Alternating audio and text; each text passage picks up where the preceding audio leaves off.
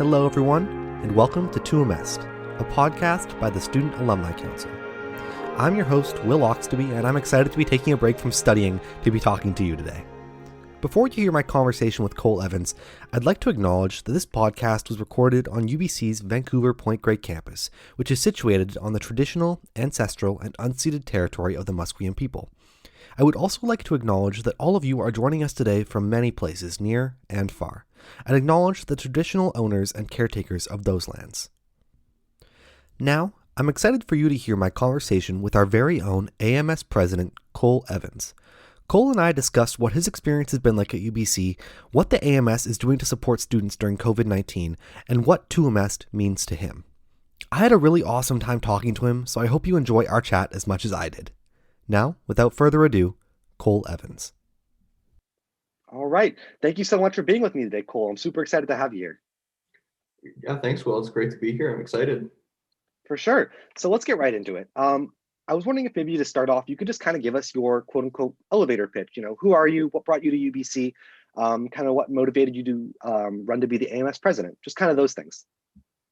Yeah, absolutely. So Cole Evans, and I'm a third year standing, but fourth year student here at UBC, studying political science with hopefully a minor in history. Originally from Calgary, so I know that our audience can't see it probably, but I'm repping the flames right now in my head, which I always try to do as much as possible. And I guess for running for AMS president, I guess what motivated me is just sort of I really do think that these leadership positions in student governance on campus, whether it be at the undergraduate society level or at the AMS level, they really do have a ability to create meaningful impact for the UBC community.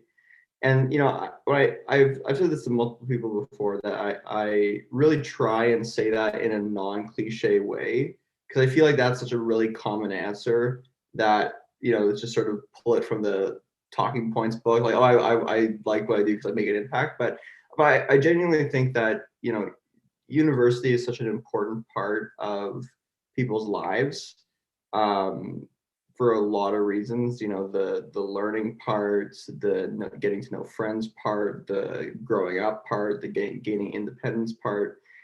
So it is really a privilege to be able to have a significant leadership position in that community and be able to make a difference and to make people's university experiences better, not only for my colleagues, but also for people that come after us to UBC, that they will have a better experience and it'll continue to just progress from there.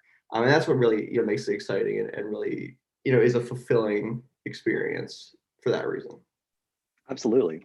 Being in a leadership position is fulfilling because it sounds cliche, but you get to see the impact sometimes firsthand. Somebody comes up to you, says thank you for the work you're doing. That does mean a lot. I can totally see that. Really quickly, what made you kind of choose UBC? Obviously, I can tell you're very passionate about the school. I think like a lot of us who are in leadership positions at UBC, but what exactly made you want to come here? Yeah, I remember back to my grade 12 year, and just trying to figure out where to go. And I applied to a few different schools, as similar to a lot of domestic students. Here at UBC, I applied to sort of the big three, if you will. So UBC, U of T, and McGill. And then, of course, a couple of backup schools in Alberta as well, just in case. But I think what really sold me on UBC was just, I came out to Vancouver and did a campus tour. And there was just something about UBC and something about the city of Vancouver that, was just exciting. The campus is, everybody talks about how nice the campus is, but there's something about how nice the campus is that really draws you in and really creates this sense of awe. And so, UBC was the first school that I toured. And I know not everybody has the privilege of being able to go and see all the schools that they apply to, but that was a really great experience that I had with my dad, where we checked out all these schools. And There's just something about the UBC tour that sold me. And, because, and once you get to the point where you're deciding between McGill, U of T, and UBC, I mean, you kind of have to start looking at the details more, right? Because they're all great schools. They're all top 50 ranked schools in the world.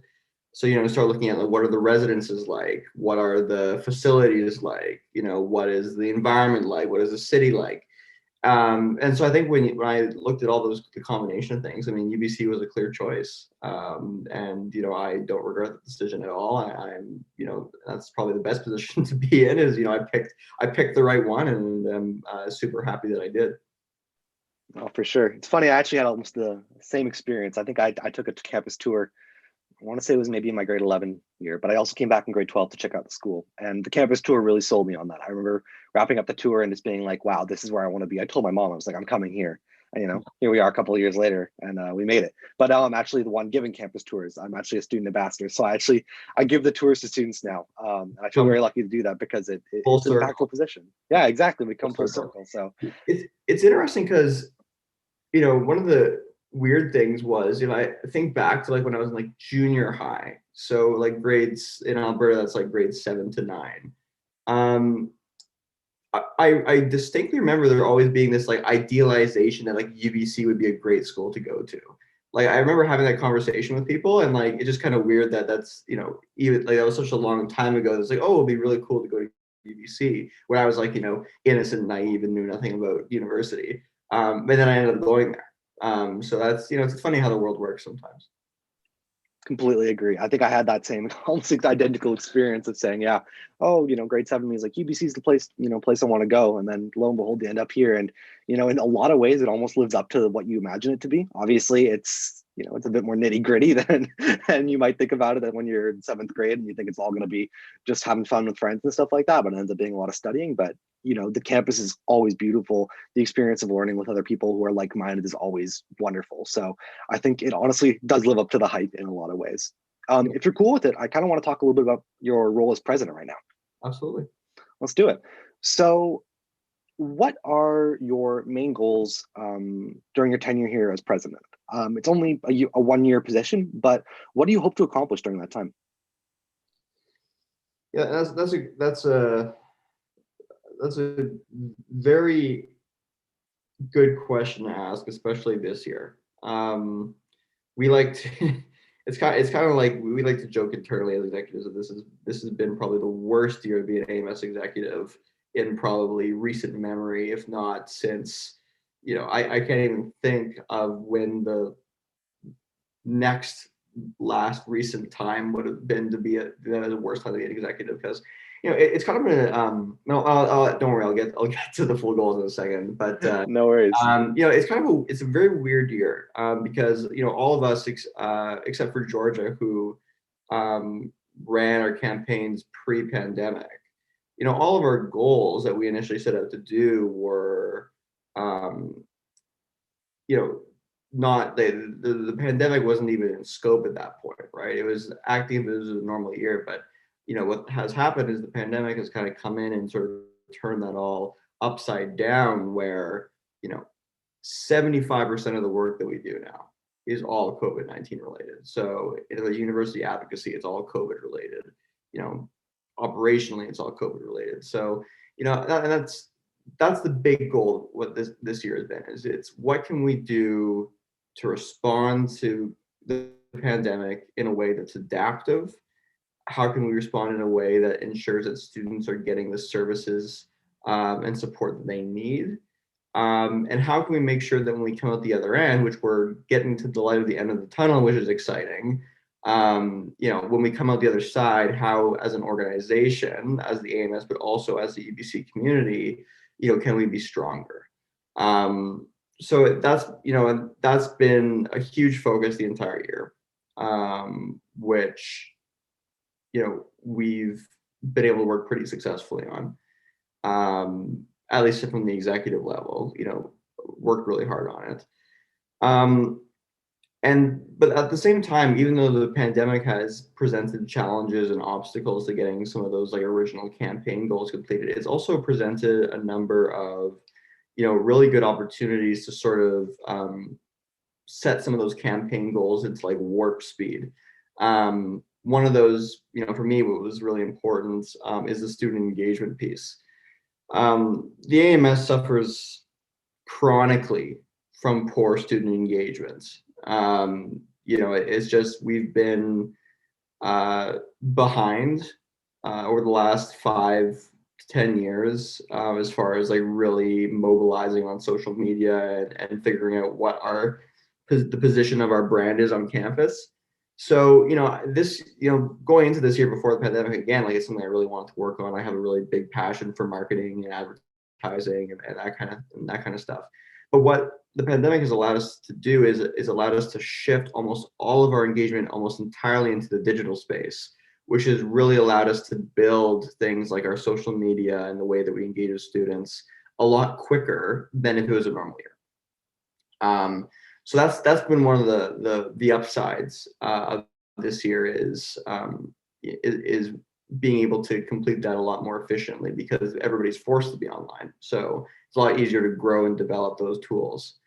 And then I could go on for a while talking about every single thing they're working on, but the last thing I'll touch on is the work that we're doing this year on equity, diversity, and inclusion. This year has been such an important topic, and we are really proud that we had actually started work on equity before we saw all the widespread protests this year for Black Lives Matter, and before the university sort of hopped on it, we were already on the ball. So it was just sort of a natural fit this year that the work that we've been doing, and the big keystone of that work this year is the development of the AMS equity plan. Which is going to really help set, strong direction for the AMS as far as how we approach equity and how we ensure that across all of our operations that we have developed equitable systems.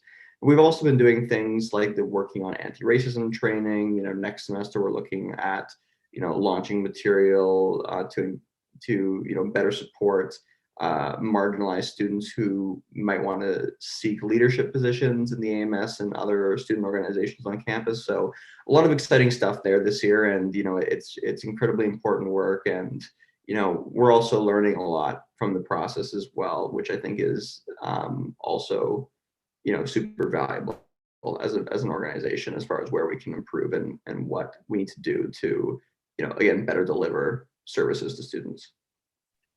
Absolutely. And I think as a student, it's very reassuring to hear that the people at the top, the executives, are keeping this in mind. And I think it's important to think as well, or just be cognizant of the fact that change doesn't happen in the snap of fingers or in the term of one AMS president, right? So you guys are doing really important work, but I think almost the most important thing that I come from your term is getting the ball rolling on this kind of thing and just setting up the next AMS president and the president after that to keep making changes, keep making meaningful changes. Because obviously we are somewhat limited in what change we can do right now, given that we are solely in an online virtual sphere at the moment. But just the fact that we are setting up systems and setting up different support, different ways to support students who might need that, I think is really awesome. And I'm happy to hear that is like at the top of your mind, is the forefront of what the AMS is working on. Important. Definitely. Can we talk a little bit about kind of the nitty gritty of what the AMS is doing kind of in regard to COVID-19? Because I think that is something that is important, or not just important, but very important to a lot of students right now. What are kind of some of the things that, we talked about the fact that you didn't come into this role anticipating necessarily to have to be the AMS president during a pandemic, but what have you done to, as you said, adaptively handle the pandemic and kind of ease this difficult time for students? Yeah, I think one of the big things that we focused on this year is financial aid. It's a tough time for a lot of students. You had people whose internships were canceled over the summer. You have people who've been laid off from their hourly jobs. You have families who have family members who've been laid off, who have lost their jobs. It's been a difficult time for a lot of people, and especially it's been a difficult time for people's wallets. So we've done pretty much everything we've we possibly could have done this year to make sure that there are robust financial supports available for students. And in total, we've been able to work on over $5 million in combined student aid programs for ourselves with the AMS and in collaboration with the university, which is a really big pride point for us. We were able to do things like work on getting money from the incremental tuition surplus towards student aid. We waived the AMS $21 athletics and recreation fee. We've set up subsidy programs for both the UPass program, allowing students to pay reduced fare while also still getting the UPass service that they need. Subsidy programs for our health and dental plan. Trying to make the mechanisms to navigating to these subsidy programs more accessible. So that's been a key focus for us, is being able to support students wherever they are, and in a way that we can very directly do so, and that's financially. The other big one for the students who are on campus is we've really done what we can as far as safety in the nest. The nest is really, for those of you who are on campus would know, that the nest is really the only building on campus right now that is open significantly. I mean, of course, there's the Life Building is open a little bit now, and the libraries are open for booking, but the nest is operational to as normal as it can be. And because we recognize that the nest provides an important service in itself to students, where students come there to study, students come there to purchase food at an affordable price. So it's important for us to be able to, how can we deliver that service that is the nest in a way that people feel safe using it. This is the first major organization on campus to announce a mandatory mask policy. Not that I want to take credit for this, but the university followed very shortly after. So we will take credit for forcing the university to implement a mandatory mask policy, whether we actually did or not. But that was a big thing for us, was to take that leadership stance to say we're doing that. We've been implementing distancing guidelines in the building. We've reduced seating. When we've had to, we've cracked down on capacity in areas like the gallery and stuff like that. So, it's not to say it hasn't come without its challenges. It's very challenging to operate a building of that size, and I think a lot of people don't realize how much logistical effort and needs to go into running a building with that much square footage. But I think we've been able to do a very decent job of doing what we can to ensure that safety exists. And we've heard feedback from government partners who come in to evaluate the building, that they've been impressed with the amount of work that we've put into it. Good. I'm glad to hear that. I've personally gone to the nest to study a few times during the pandemic, and I felt quite safe there. And I appreciate that you guys are making those efforts to kind of open up some spaces on campus for students to get out of the house, whether that be your residence or your apartment or whatever, but just get around students again. It's definitely important. What are you guys doing kind of to give students a platform to kind of speak about what their experiences are during the pandemic? Because I think that's something that is pretty universal to almost every student in UBC, is that there is like a struggle right now. I think a lot of people are struggling with mental health or with classes, whatever that may be. How can students, or what would you say the AMS is doing to allow students to have their voices heard? Is there any sort of feedback platform you guys have? Any way for us to just speak about kind of what we've been having to deal with this term, and maybe provide some suggestions for the coming term and stuff like that? Yeah, absolutely. And the big one that we did, and because at the AMS we deal very much with the masses, and try and consolidate as much student data as possible. We ran a survey in the summer, our COVID-19 survey, that we ran in partnership with the Graduate Student Society and a couple of UBC units. And we received an overwhelming amount of responses for that survey. And that collection of data has really, guided us in a lot of our decision making for what students need. and how students are feeling about the pandemic. So that was super successful, and a big shout out to the Georgia's VP AUA team for putting that together and working on that. I think that aside from that survey that we did, we're always looking for feedback from students. We love getting emails from people, having questions or thoughts or ideas on things. We had a really successful town hall session at our annual general meeting where we got a lot of questions from students about the pandemic and a lot of other things about the AMS. So that was great.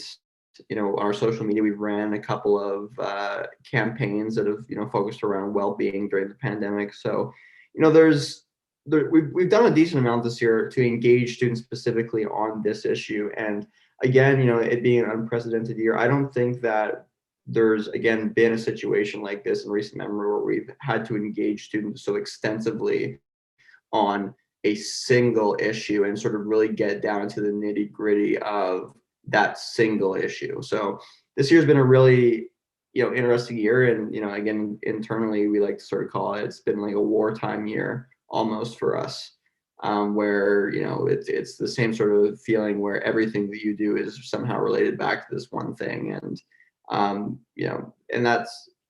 that has sort of created an environment where almost every sort of piece of feedback that we receive from people in some way or another also it ties back to the ongoing pandemic. Absolutely. I think any decision students are making these days is so tied in with COVID right now. I think, I was just yesterday trying to make decisions about where I was going to end up living in the coming term. And I think a lot of students are also making those decisions right now too. And my decision ultimately, has to be about, being where I feel safe and stuff like that. And it's all about COVID. I realized like, hey, if things weren't COVID, like I'd be back in campus doing all these kind of crazy fun things, meeting people, doing everything I would normally do as a student. But one thing, that's COVID, stops all of that from happening. So, I'm not shocked that it's the center of all your guys' decisions right now and all of the feedback you guys are hearing and everything. But, it is super, super important right now, unfortunately. Kind of to shift away a little bit, but still remain within the same bubble. What does your day look like as the AMS president? You wake up, what's the first thing you do? What kind of things do you have to do during the day to fulfill all your duties? Yeah, I mean, there's quick short answer to that is absolutely ridiculousness every single day, it feels like. It's for some reason I'm not surprised. It's a tough job. It is not easy. Every day is very busy. I receive emails upon emails upon emails every single day. Very often my days are filled back to back with meetings starting around 10 a.m. all the way till around 5 p.m. So, it's not like it's not like I have a lot of work. I mean, it's not like I have a lot of time to get work that I want to do done. Sometimes there in the role of president, a lot of the time is, you're there to sort of guide the organization. So a lot of it is supporting other people. For me, if we want to talk about, let's see, what's my everyday look like? So usually I get up and I try to get up as early as possible if I haven't been staying up to the odd hours of the morning the night before, which I'm very prone to because I'm a total night owl. Wake up, I'll usually have a meeting right away. A lot of my meetings are internal. So we're checking in with our senior managers, we're checking in with some of our committees at our council level. But we also have a lot of meetings that are university related. So I very frequently meet with, UBC executives. So, all the VPs, I have monthly meetings with Santa. It's really, you really don't, until you are in a position where you are just, always in meetings, you don't realize how critical meetings actually are to getting things done. Like you always hear about, of course, all your senior people in organizations just have lots of meetings because that's part of the job. But meetings really are what, keeps things moving along, especially at UBC. So lots of meetings. But going back to sort of how I started off, I think that, being an executive is challenging. I don't regret it at all. I enjoy every minute of it. I enjoy it. But it definitely, it's something that you don't really understand completely, how taxing, how emotionally draining, how busy it is, until you actually get in the position.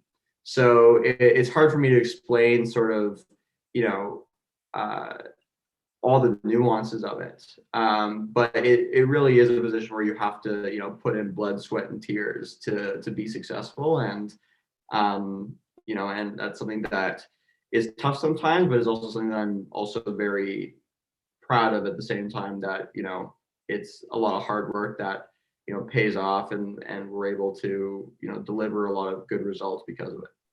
For sure. Pretty cool. When you said meeting with Santa every month, I was like, what? Oh, this guy, North Pole, what the heck? I still can't get over the name Santa. I love it. I love Santa. Oh, no, and I think I've only had a couple meetings with him, but are you meeting with him one-on-one every month? Is that what you're saying?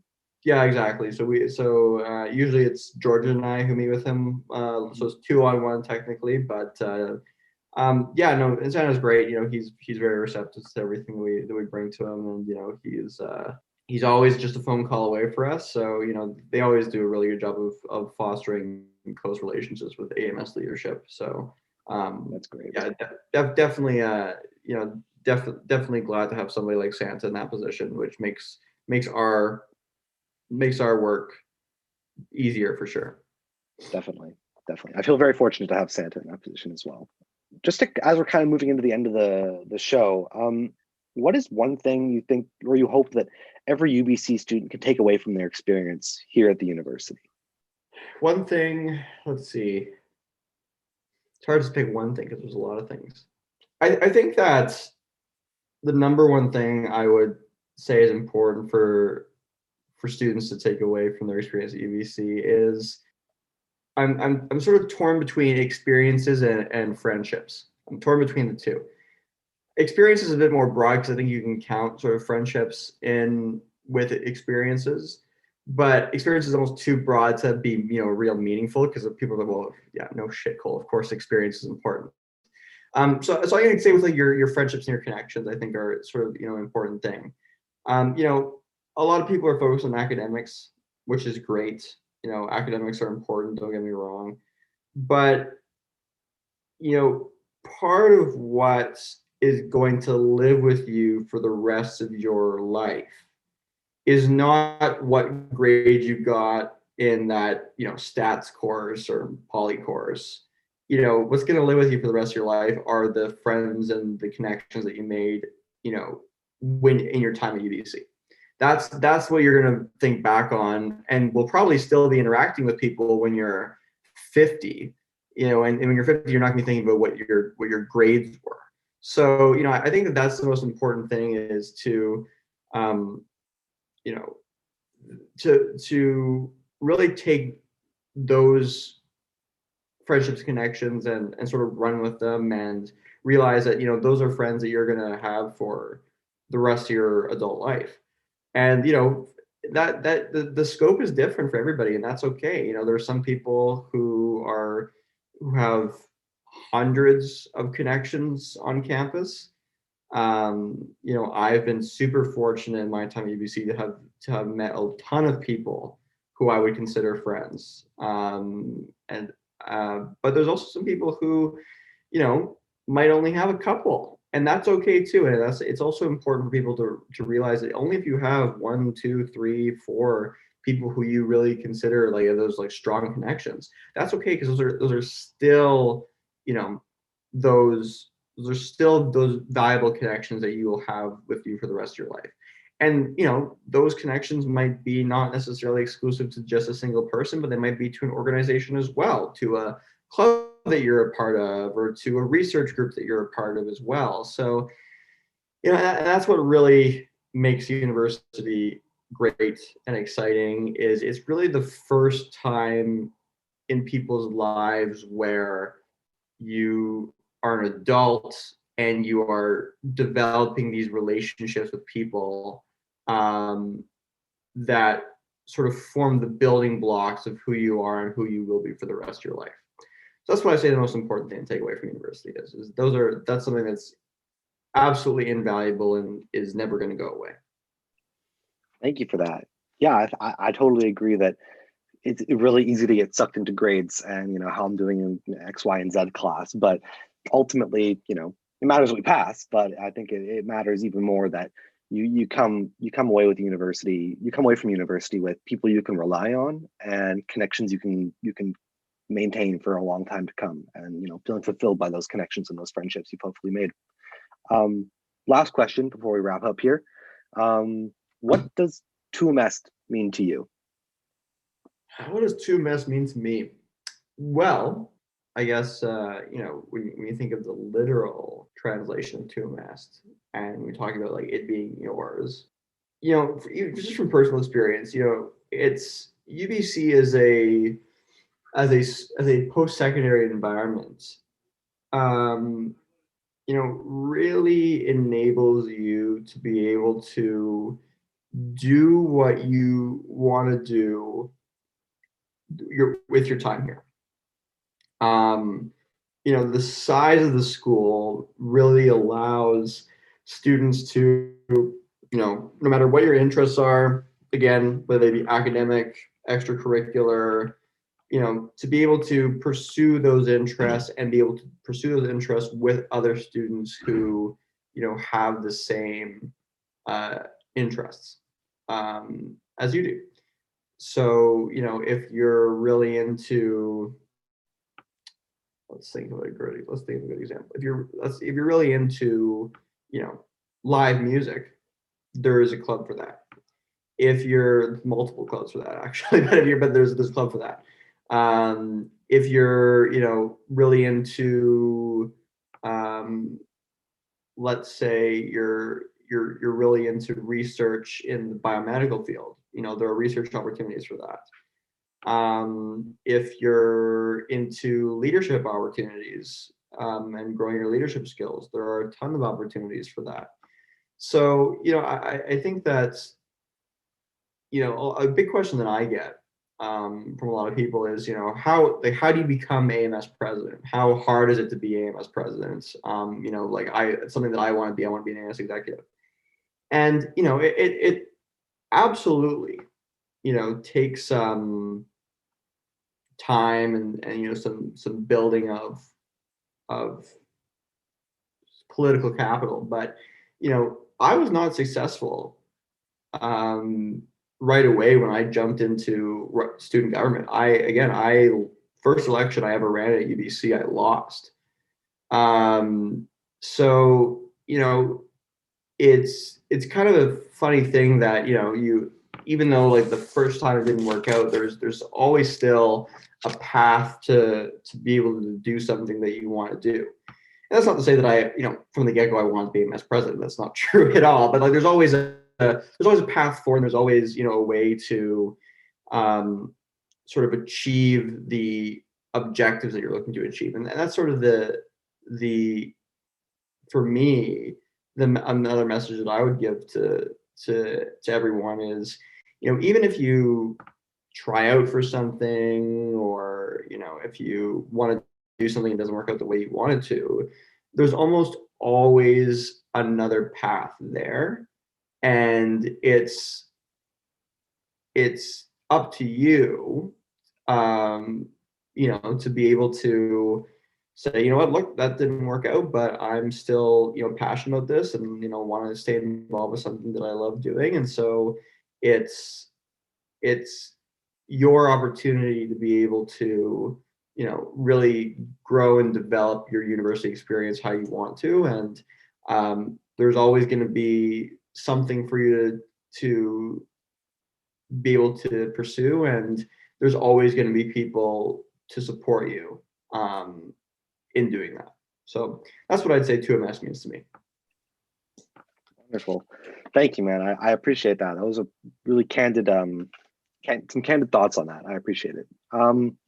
yeah, I don't want to take up too much more of your time today. So I just want to say thank you so much for being on the show. I really appreciate it. We got a little glimpse into how busy it can be being the AMS president. So I want to be a bit cognizant of that and just say a huge thank you for taking the time to talk to the students directly, hopefully, and to take the time to, help out the SAC here. So thank you. No problem. I had lots of fun, and feel free to have me back anytime. Yeah, man, you know what? I think we could certainly take you up on that in the near future, buddy. Thank you so much. Thanks, Will. That was my conversation with Cole. I hope you all enjoyed that and learned a thing or two about what the life of the AMS president actually looks like. Thank you, Cole, for taking the time out of your day to talk to me. It was truly a pleasure. The music featured on this episode of Tuum is by UBC Music for Mental Health, a UBC-based group that works to raise awareness and fundraise for mental health issues by telling stories through their music. Check out their Facebook page, which is linked in our episode description for more info.